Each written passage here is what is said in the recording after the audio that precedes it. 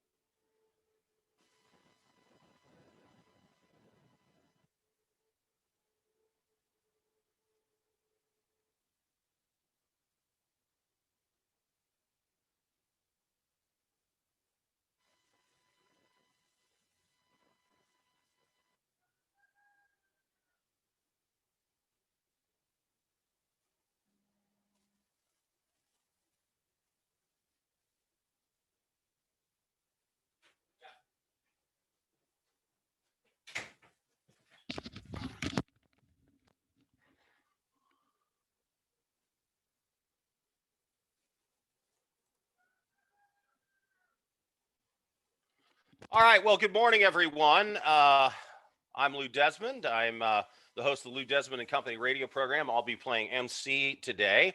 And let me go ahead and introduce our speaker this morning. Jay Prag is the clinical professor of economics and finance at the Masatoshi Ito and Peter F. Drucker School of Management, where he's taught since '86. He previously taught at Harvey Mudd College, Claremont McKenna College, and Pomona College, and was corporate finance trainer at Edison International for 7 years. Over his teaching career, Professor Prag has won 30 teaching awards, and he also served as an academic director for the Executive MBA and Financial Engineering programs at the Drucker School. Jay is currently chairman of the board of directors at Link Housing, a nonprofit developer of affordable housing headquartered in Long Beach, California. He previously served on the board of directors at the Mount San Antonio Gardens Retirement Community in Claremont, California. Jay's latest book, Microeconomic Essentials: Understanding Economics in the News, MIT Press, is available now. He is also co-author of Financial Management for Executives and Macroeconomic Essentials: Understanding Economics in the News, 4th edition. He has authored several journal articles and individual book chapters, as well as a monthly column in the Los Angeles newspaper group. Jay grew up on the Eastern Shore of Maryland and has a PhD in economics from the University of Rochester, an MA in economics, and a bachelor's in business administration, 1979, from the University of Florida, and he is a rabid Gators fan.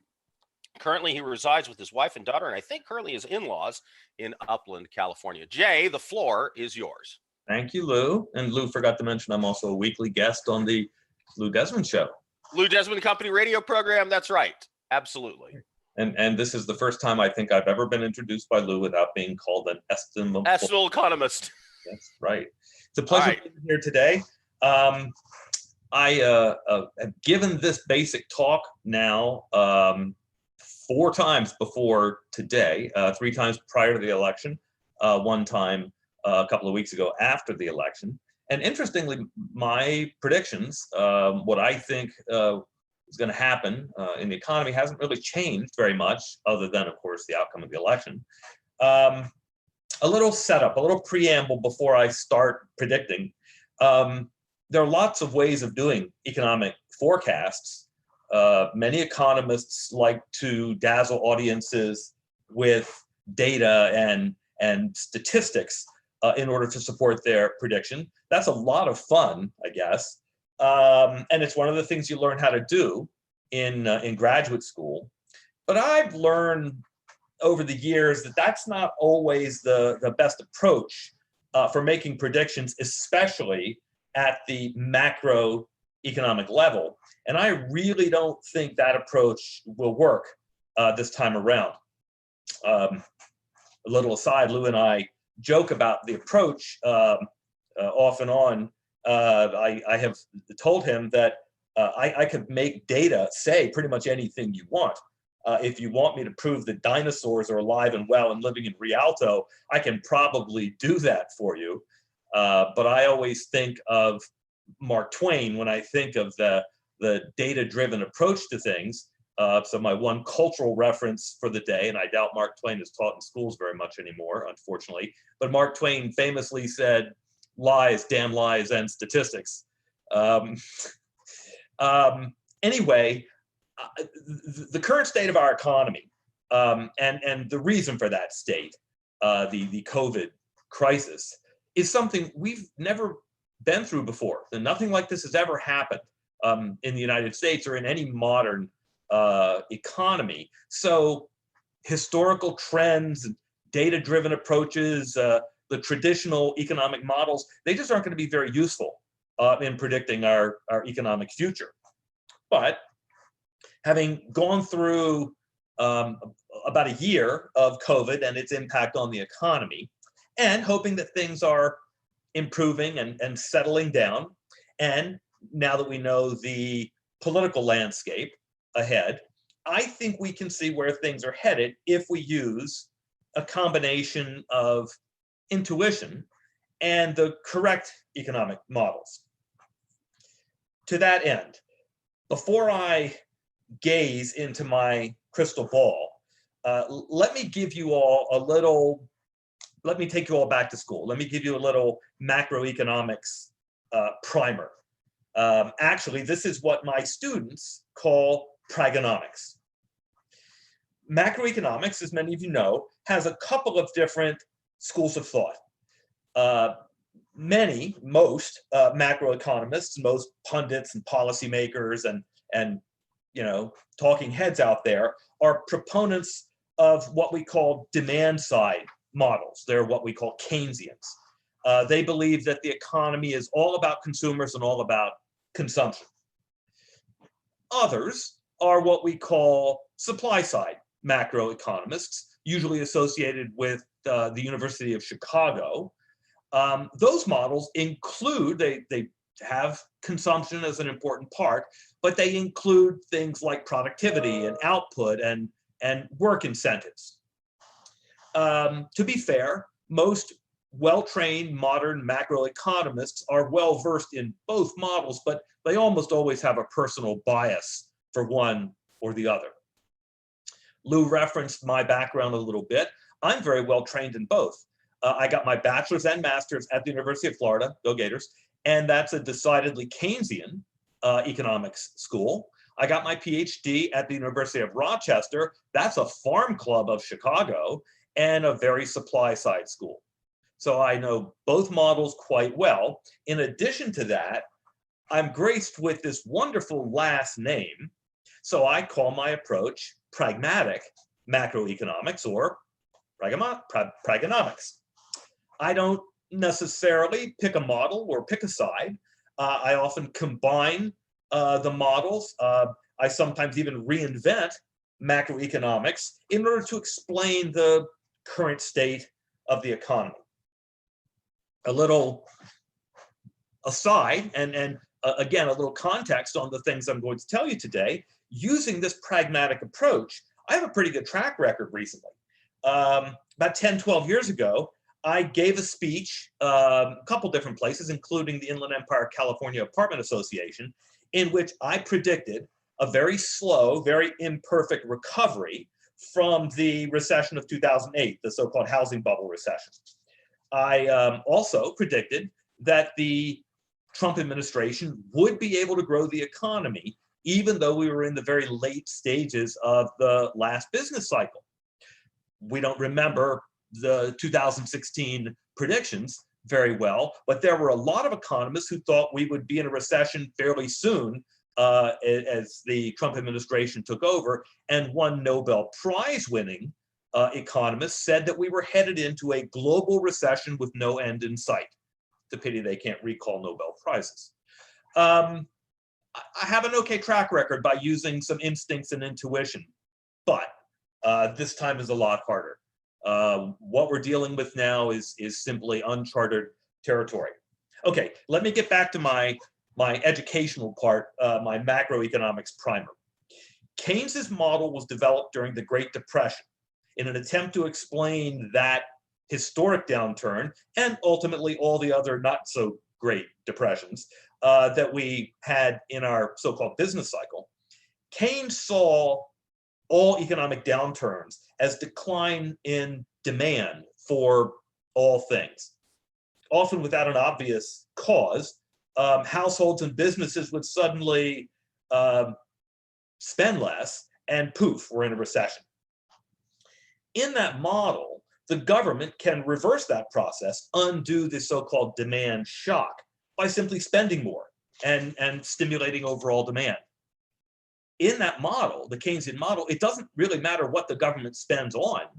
It doesn't even matter if they simply give people money to spend. The point is to stimulate consumption and push the economy back from whence it came. There probably are recessions that work like that. Nothing is fundamentally wrong. But people and businesses think a recession is coming and ta-da, we have a recession. I sometimes think of these as lack of confidence recessions.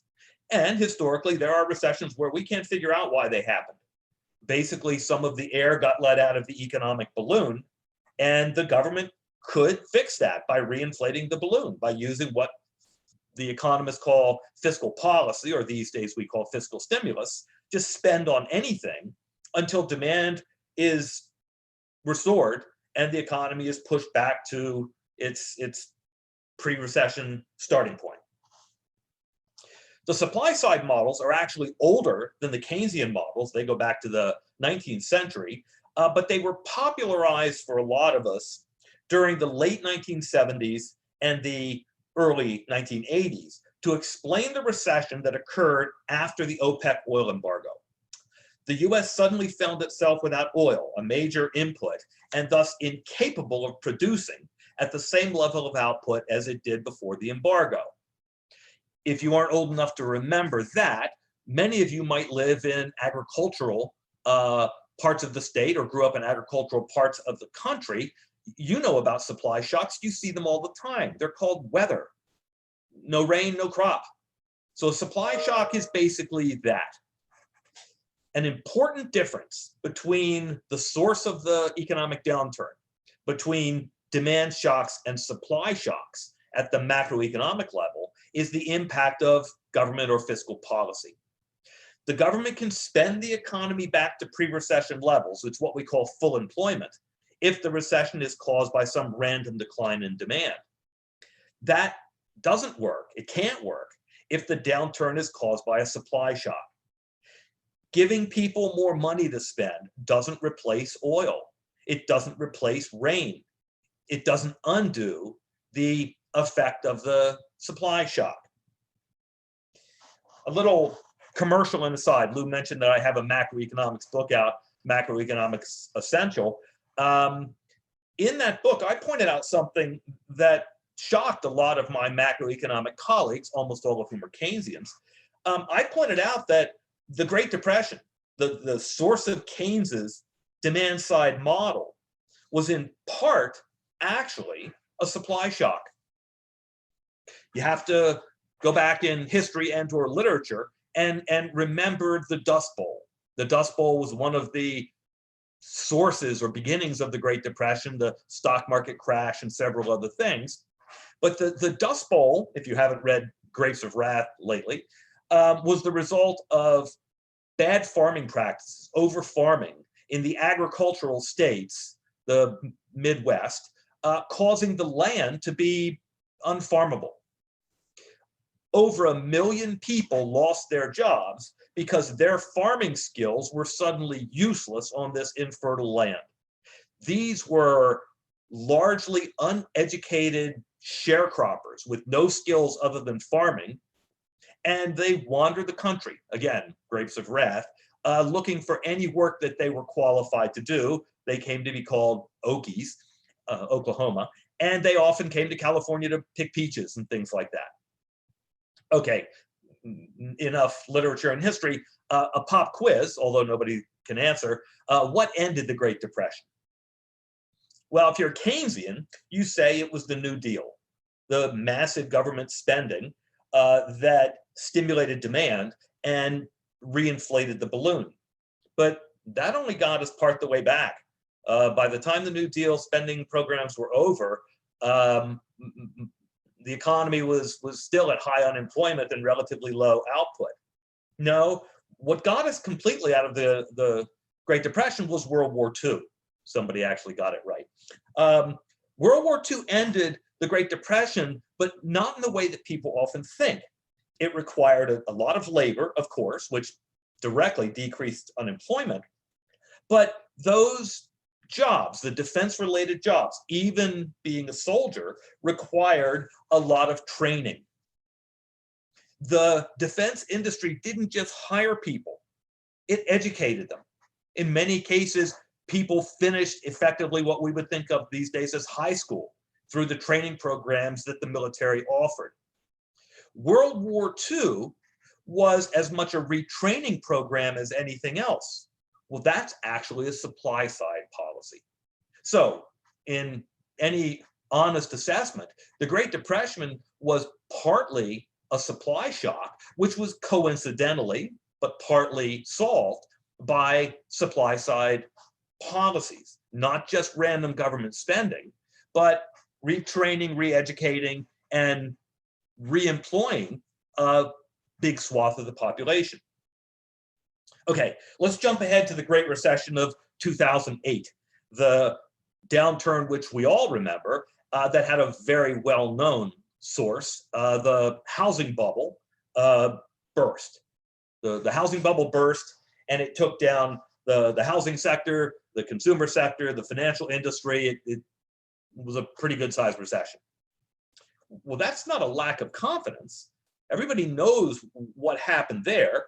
The housing bubble was a situation in which resources had moved into the housing sector in an unsustainable way. That's the nature of a bubble. When that bubble burst, many people lost their jobs, but you can't simply government spend your way out of that. To go back to my analogy, you can't reinflate a burst balloon. Keynesian fiscal policy, which is most of what the previous administration, well, now it's 2 administrations back, which is most of what the Obama administration did, was completely inappropriate for the Great Recession of 2008. And by the way, it didn't work very well. We had a famously anemic recovery, the one that I predicted in the speeches 10, 12 years ago, partly because you had a bunch of economists working for President Obama who tried everything Keynesian that they knew, and when it only got us halfway back, they declared that the new normal. In my book, I actually labeled the Great Recession of 2008 a burst bubble recession. Never had anything quite like that one either. It's not really supply side or demand side. A bubble represents output that really shouldn't be there. But the policy approaches to that one really should have been supply side, not demand side. You can't reinflate a burst balloon. The lost housing sector jobs should not come back. They shouldn't have been there to begin with. The workers needed to be retooled and retrained and relocated, very much like the end of the Dust Bowl. Okay, so where are we now? What about our current recession? Is this a demand shock or is it a supply shock? Well, it's a decline in GDP caused by COVID-19 and the government's response to COVID-19. It is a forced downturn in the economy. The government quite literally closed down wide swaths of the economy in order to stop the spread of this then novel virus. That's never been done. This is virgin territory economically. As far as I know, this is the first ever government mandated recession. But if I apply all of my training and my economic intuition, and I had to pick a side, I'd say this is more like a supply shock. People were not allowed to work or not able to work, causing an enormous loss in output. Actually, true supply siders would say we're not even in a recession, not as Keynes described it. Keynes described the recession as a situation in which GDP has fallen below full employment. Demand fell and we're below what we're capable of employing. So you can stimulate demand and get us back from whence we came. In this case, in the COVID crash case, this is like the Dust Bowl or the OPEC oil embargo. This is a situation where people simply haven't been allowed to go to work. Full employment itself has actually fallen. Everybody who was allowed to work is working, but a lot of people weren't allowed to work. And no stimulus is going to make up for the lost production of millions of people who weren't allowed to work. Stimulus at best keeps the viable parts of the economy alive, but it doesn't replace all of the lost production of the people who weren't allowed to work. The only thing that's going to replace that is control of COVID, letting people go back to their original jobs, or accepting that COVID and its fast arriving mutations are now part of our economy from now on, and reinventing the economy around that. More and more, it looks like that's the right approach. Even after we control COVID, the economy is not going back to the way it was. Like other major economic shocks, good and bad, like the invention of the internet, thanks Al, or the housing crisis or 9/11. We're at an inflection point. We're at what we sometimes call a regime shift. Nothing will ever be exactly the same. I actually remember hearing Federal Reserve Chairman Jay Powell say that the economy might have permanent damage. It's not damage, it's change. The loss of the buggy whip industry to the automobile isn't damage. It's innovation, it's progress. Innovation often comes from something bad. COVID will have done a couple of things to the economy. It obviously will have killed off some of the weaker parts, some of the economic agents that had what we might inappropriately call pre-existing conditions. So some retailers like JCPenney's and others aren't going to survive COVID. For others that didn't have a lot of pre-existing conditions, it's been adapt or die. It's been Darwinian times. That's not a bad thing. I'm not teaching classes online after fighting that for a decade at the Drucker School because I suddenly changed my mind. The world changed. There are new costs and risks to getting an MBA in a classroom. So we at the school had to incorporate that and grudgingly move our classes online. COVID has reinvented most industries. It's oddly saved a few. Blue Apron and Peloton were probably not going to be very successful but for COVID. It's, for all of you out there, you know, it's provided most companies with a forced test of your workplace requirements. Can you get the same or maybe even more output when your employees are allowed to work from home and Zoom in? It's forced consumers to try a lot of things, home delivered goods and streaming services and things like that. And much of that change is going to remain even after COVID because it's convenient or just because consumers learned how to do it. But in discovering what's possible with Zoom and work at home and delivered food and all of that, some jobs are almost certainly gone. I don't need an office if I'm able to work from home. That's fine. But if I don't need an office, I don't need a janitor either. If I'm going to get all my meals delivered from my favorite restaurant, I don't need a wait staff. The economy has changed almost certainly forever. So in predicting the future of the economy, we need to sort out what changes are permanent. Okay, let's start taking a shot at making some predictions. For the rest of this year, for the rest of 2021, like everybody, I see the economy recovering, but I don't see it recovering quite as linearly as others. I see this as a rather fits and starts recovery. We've recovered a lot of the low-hanging fruit, most of the massive initial shock to the economy from last year. And the rest of the recovery is going to be a little slower and a little bit harder. So I don't see uninterrupted growth this year, with or without vaccines. Lots of businesses that were barely hanging on are still going to fail or at least shrink. Movie theaters, excuse me, restaurants, mall-based businesses, and yes, probably GameStop, probably aren't going to come out of this year in one piece. So if I had to guess looking at the numbers, I think unemployment is going to stay comparatively high for the rest of 2021. As of last Friday, it's at 6.4%. I'm guessing it's going to stay above 5.5% for most of the year. I think that's in line with the Congressional Budget Office's prediction that I saw just the other day. I don't think we're going to see unemployment much below 5.5% for most of this year. Since I've invoked unemployment, let me wax a little economic. There are some very interesting issues when we think about unemployment. One in particular that I find a little sad. Pre-COVID, we were experiencing an incredible economic boom that saw a massive decline in unemployment across all categories and all demographic sectors. In recent years, the labor market was so tight that lots of hiring practices had to be loosened or changed. People that had no work experience or even legal troubles were able to get good jobs. COVID has probably cost a lot of people their first really good job.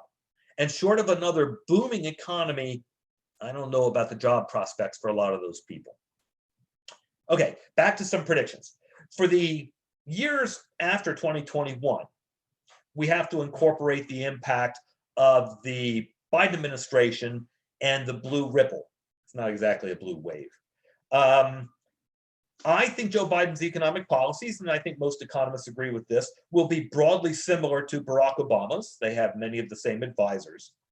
And aside from a quarter or two as we moved out of the depths of the Great Recession of 2008, we didn't see very strong economic growth during the Obama years. Indeed, I'm hearing a lot of echoes from the Obama years.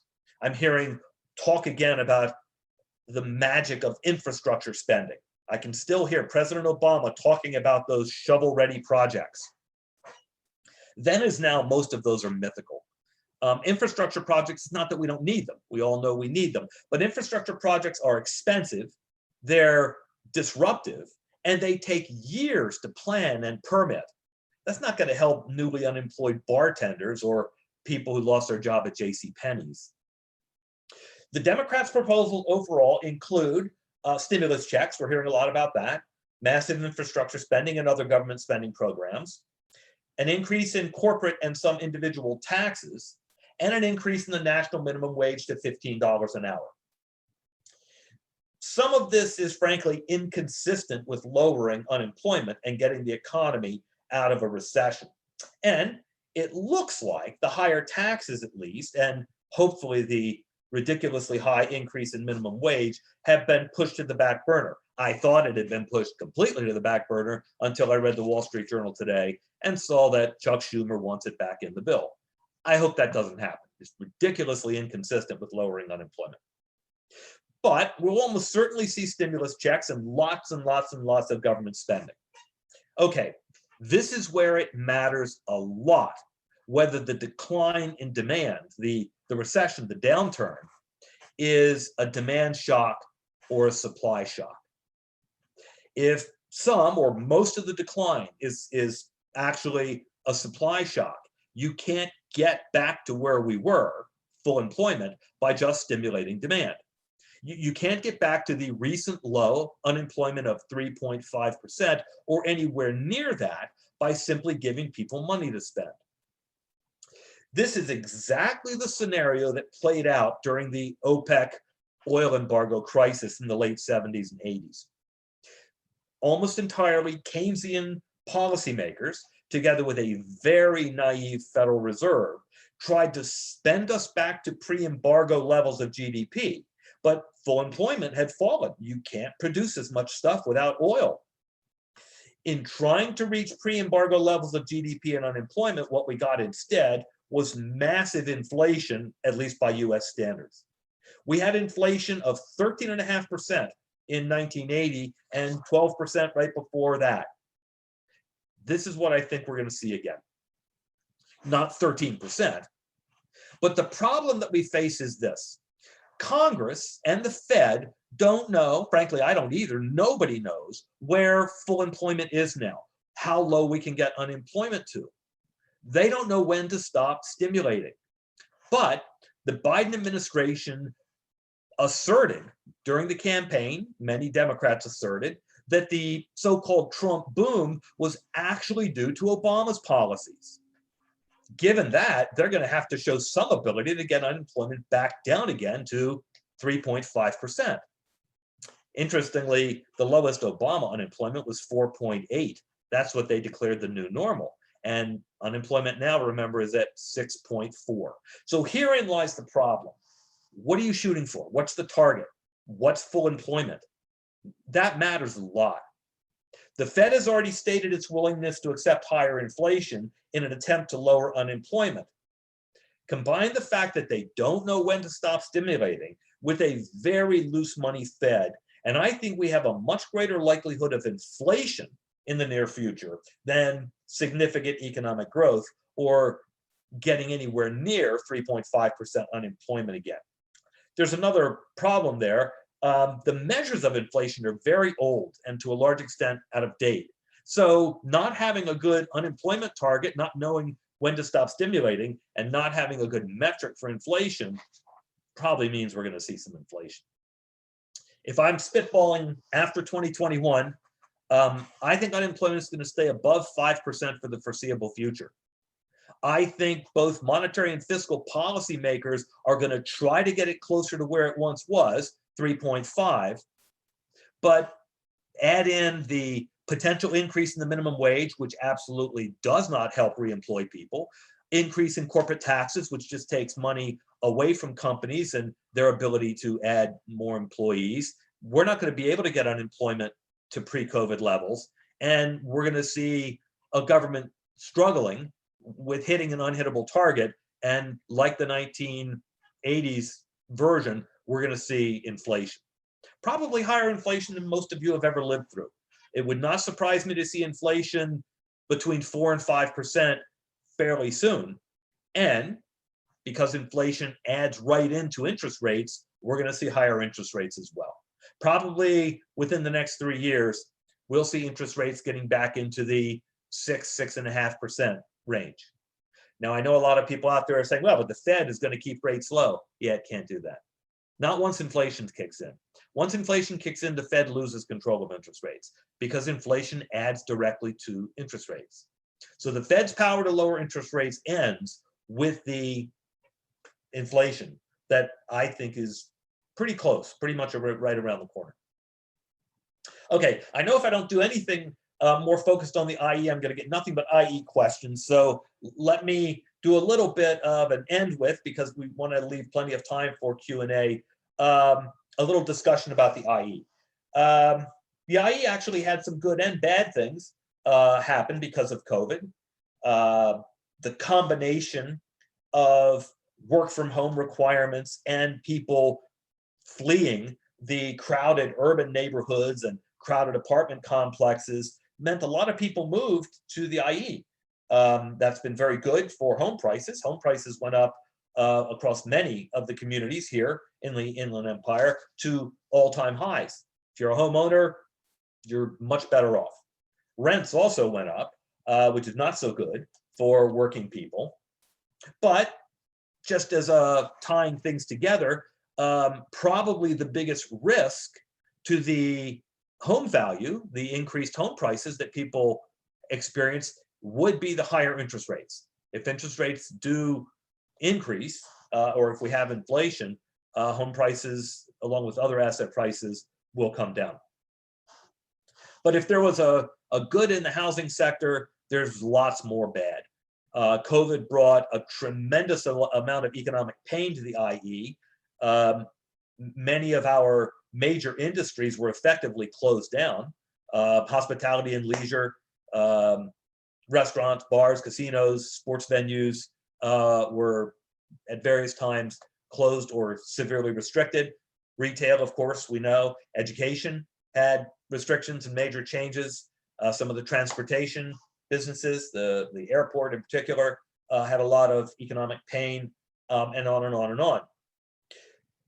The key to determining the future of the IE is sorting out this temporary versus permanent thing. How much of the lost business is never coming back? And remember, it really isn't as simple as controlling COVID. Some things are dead and gone. Many restaurants closed permanently. Unless you think, well, once COVID is under control, they'll reopen. They might, but probably not here. Once a business is closed, they have the opportunity to think about starting again, but that includes thinking about starting somewhere that's different, perhaps more business friendly. One thing that we know, I mentioned earlier, we've all learned to do new things. We've all had to do things to cope with COVID. So most of us have a new snazzy big screen TV and Disney Plus streaming, so we can watch The Mandalorian or whatever anytime we want. Very cool stuff, but that means we're not going to go to movie theaters very much anymore. It's hard to be specific. In thinking of the IE, it's a micro macro sort of thing. But at least in my gut, I'm actually rather worried about the economic recovery here. Part of this is just deeply personal. As I said earlier, my school resisted doing their programs online because we were all about high touch, great classroom, in-person experiential learning. But we're very expensive. Now, I'm hoping that we're back in the classroom very soon, but it'd be a lot easier for us to just stay online and go for volume, lower prices, and simply try and get hundreds of students from all around the world who couldn't have been in our classroom one way or the other. It's hard to know, and that's true for most of the people who are in education. All of us now have the capability of doing something online. So what? That's just change, right?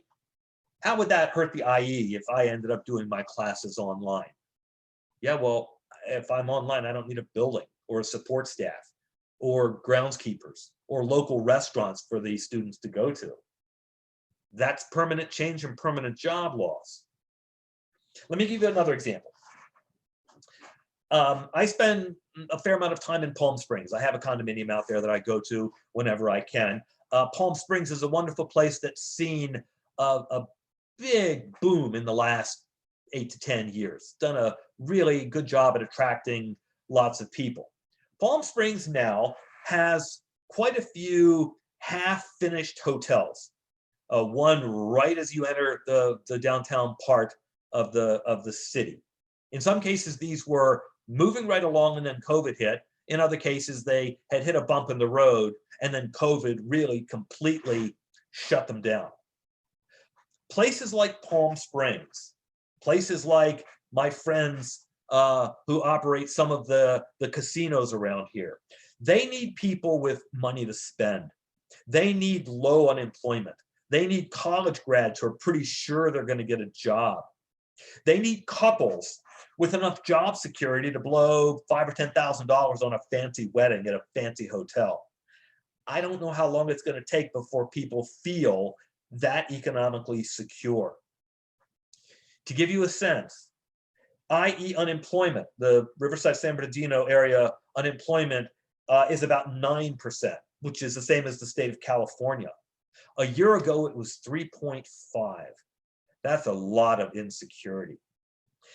Even if the IE can recover some of the low-hanging fruit, even if it's just lagging behind the country as a whole, it might be able to get to 7% relatively quickly. But 7% is still twice as high as it was only a year ago. And a year ago is something that people remember. They remember what security felt like. and they know how they feel now about their economic prospects. A lot of what we count on in the IE is people having available resources to spend and leisure time with which to spend it.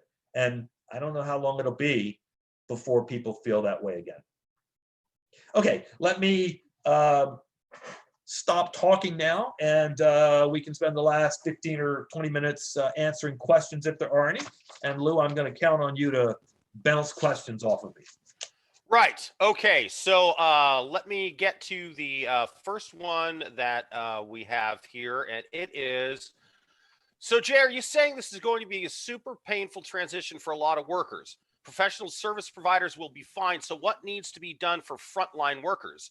Is it government intervention or just let them eat cake? Well, government intervention is perfectly fine as long as it's government helping fix the problem.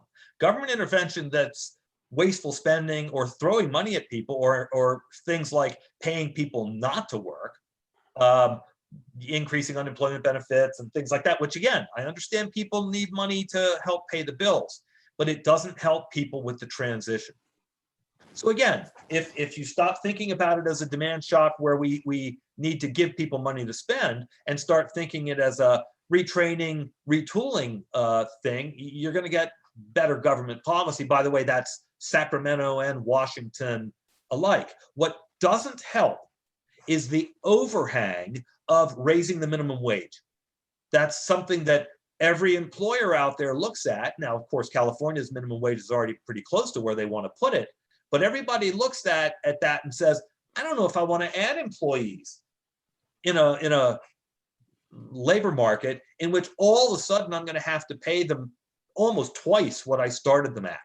That's just a very difficult overhang in the labor market. Same thing with raising corporate taxes. I understand that corporate taxes are easy to raise. Corporations don't get to vote.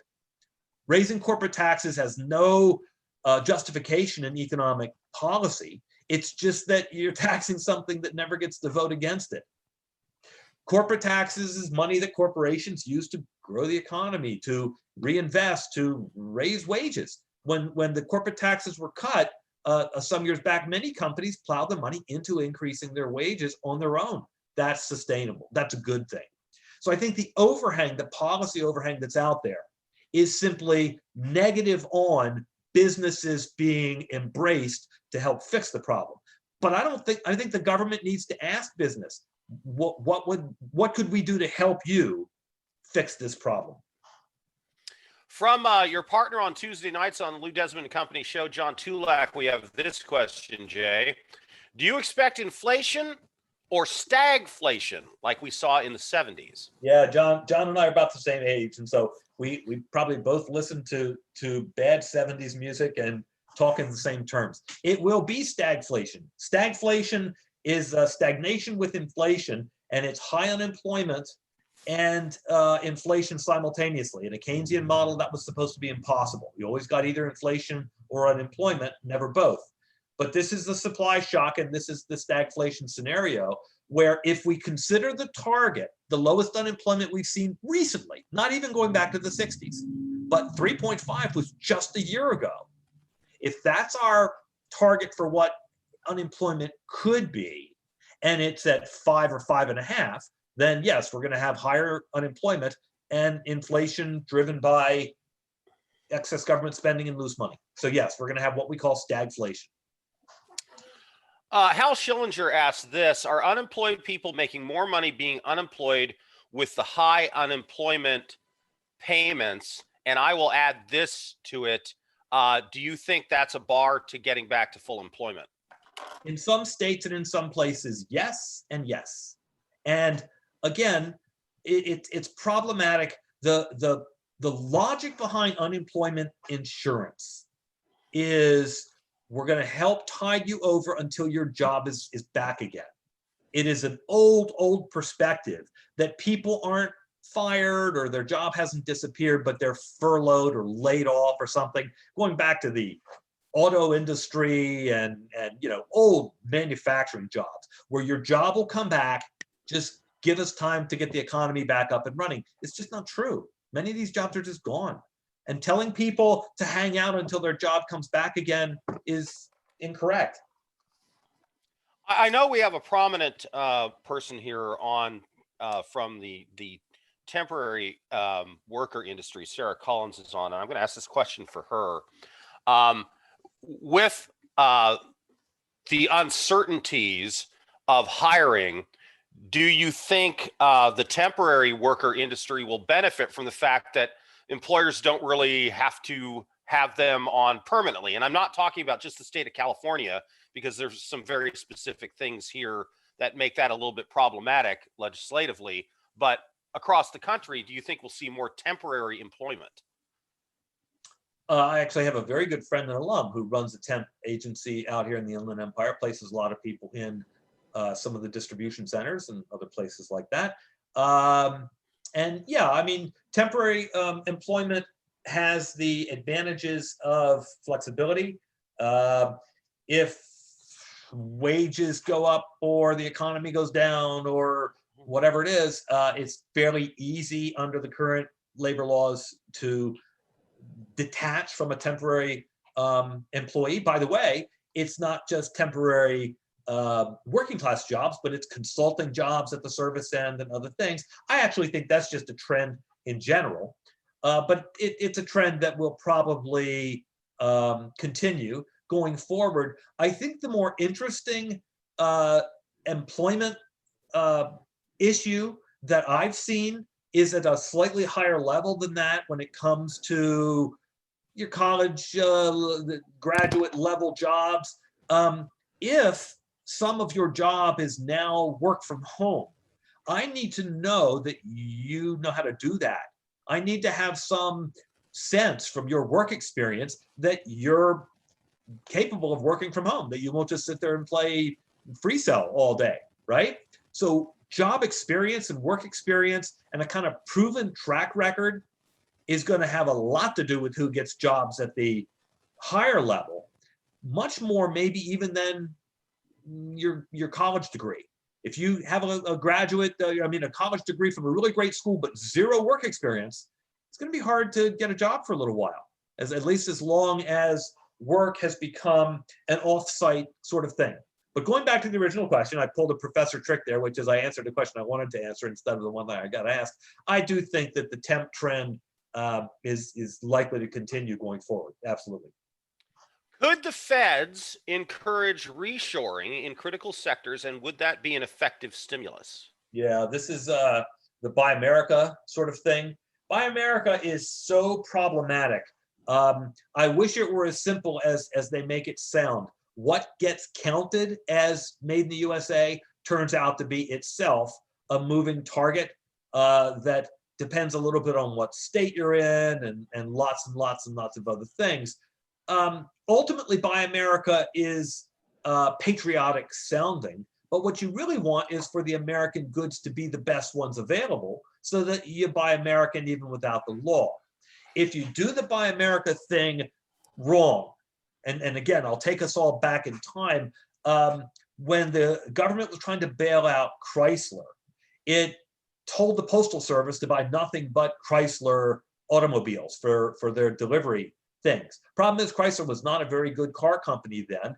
It incurred a tremendous amount of wasted money and downtime and things like that, and it didn't help Chrysler survive. So the Buy America thing, it sounds good.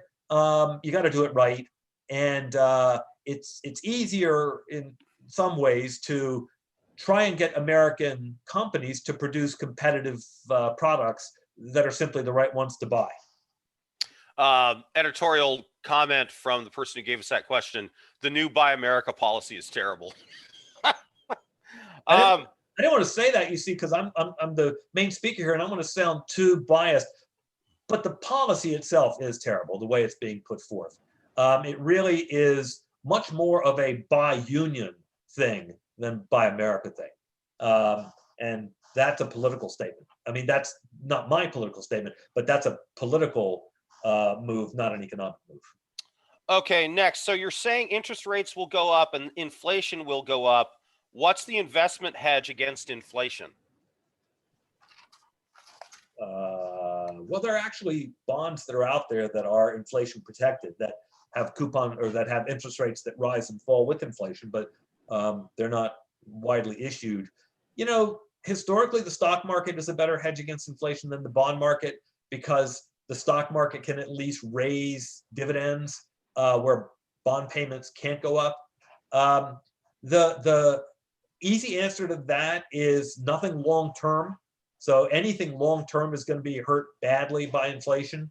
What you typically try and do is to set aside, keep some money liquid, keep some powder dry, as we like to say, and wait until the inflation has done its deed on interest rates, and then invest in things that have the higher interest rates. But inflation is damaging for the economy and the investment market fairly across the board.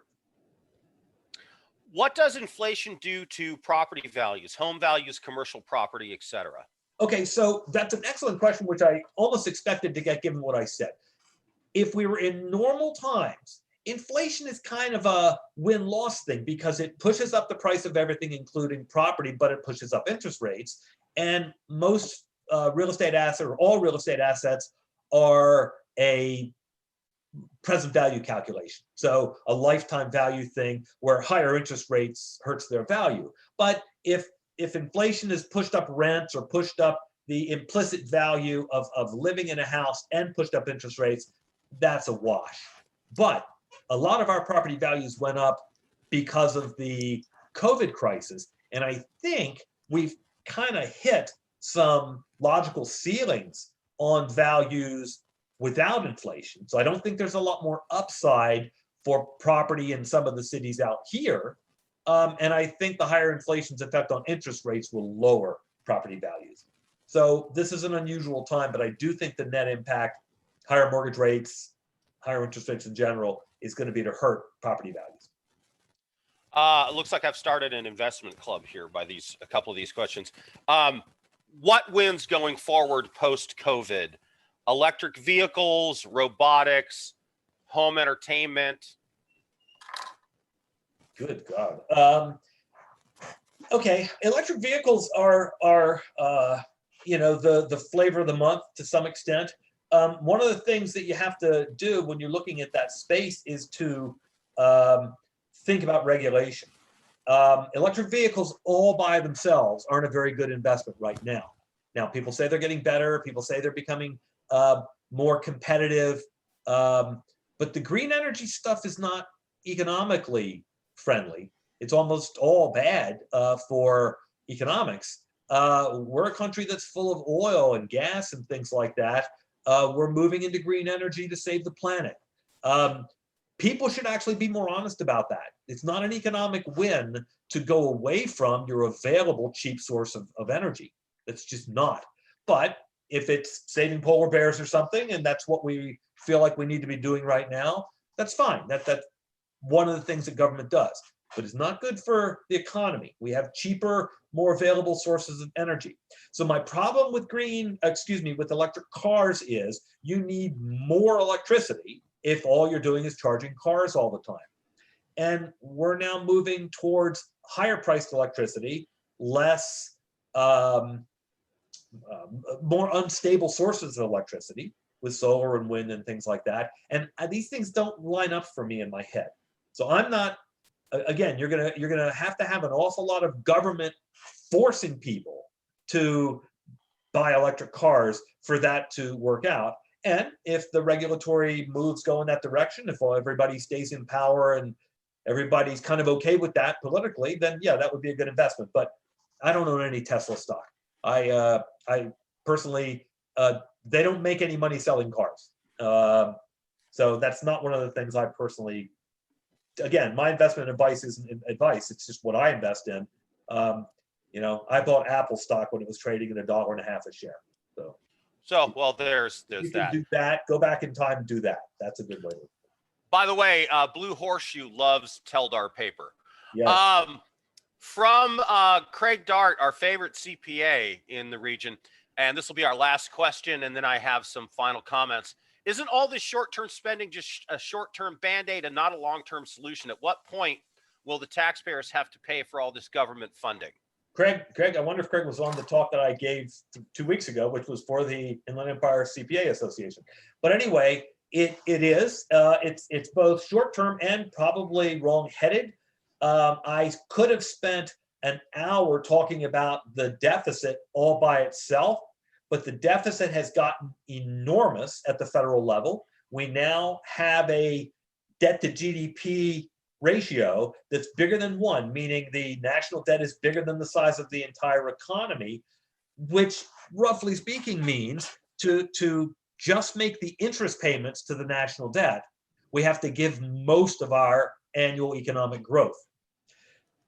That's okay as long as what the government is spending on is productive. As long as the government is doing good things with your borrowed money, you never have a problem.